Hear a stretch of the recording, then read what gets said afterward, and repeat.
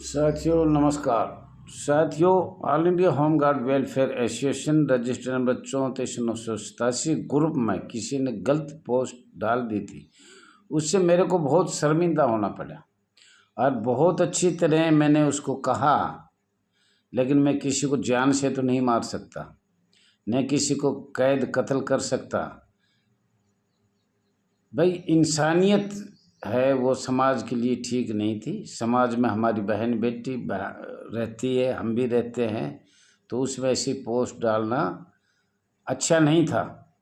अगर किसी को डालना हो तो पर्सनल डालो, किसी के भी डालो, उससे हमें कोई एतराज़ नहीं है।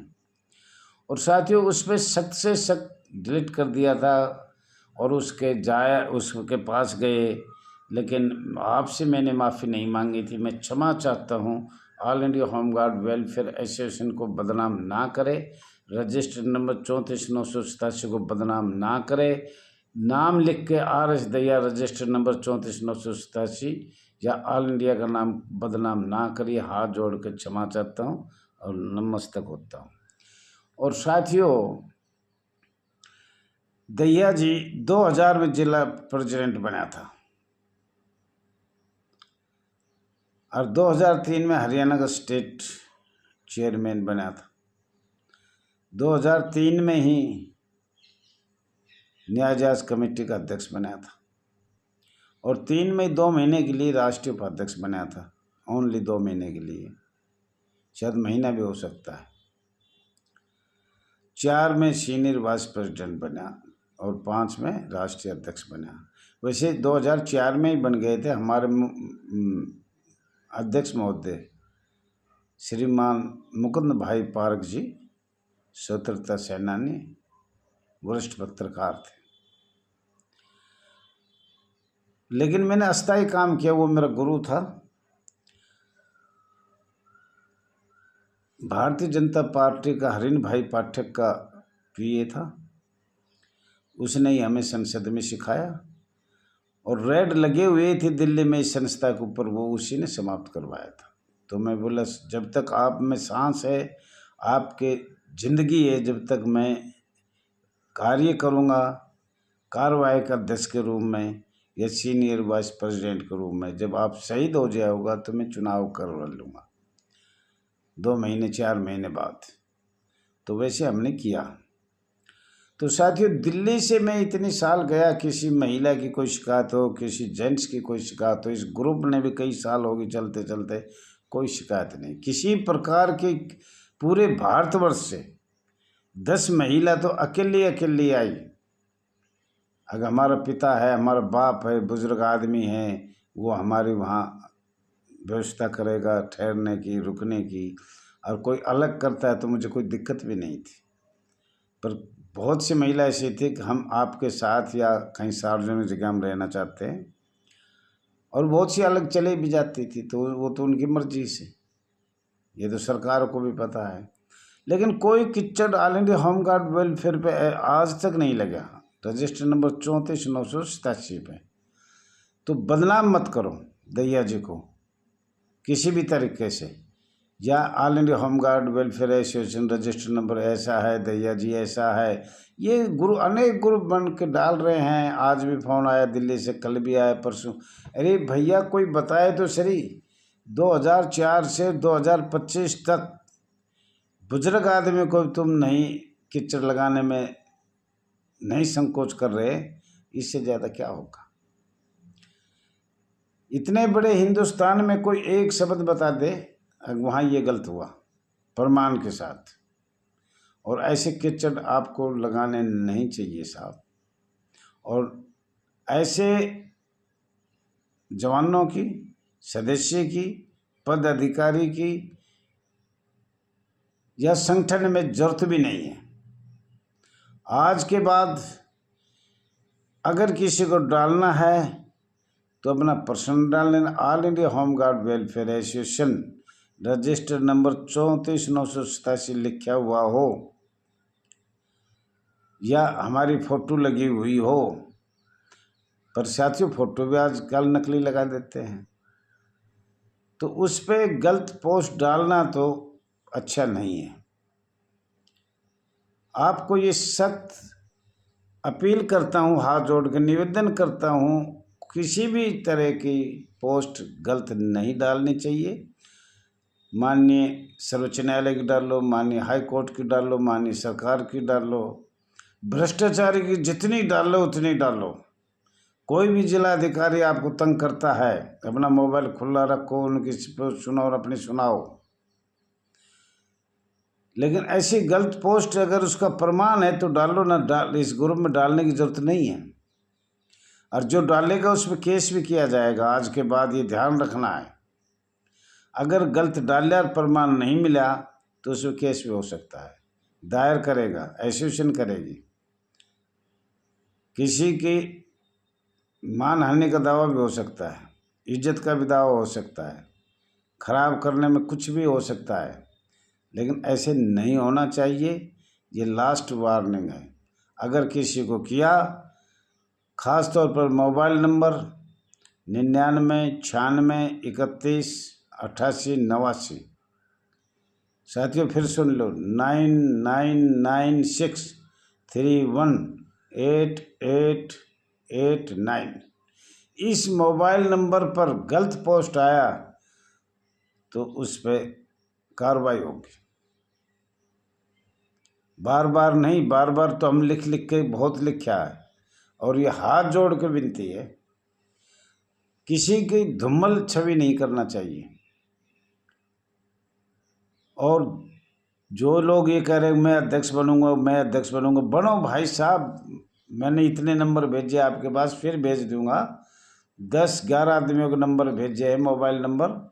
आप आइए, बनिए, मैं खुश हूँ।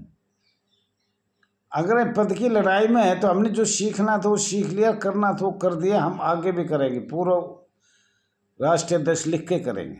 ये सच्चाई बता रहा हूँ मैं। पर सामने तो आए, नहीं तो हाथ जोड़े हैं। हमारी महिला जवान, होमगार्ड जवान, नगर सैनिक जवान, कोई भी आगे आइए, यह हाथ जोड़ के विनती करता हूँ।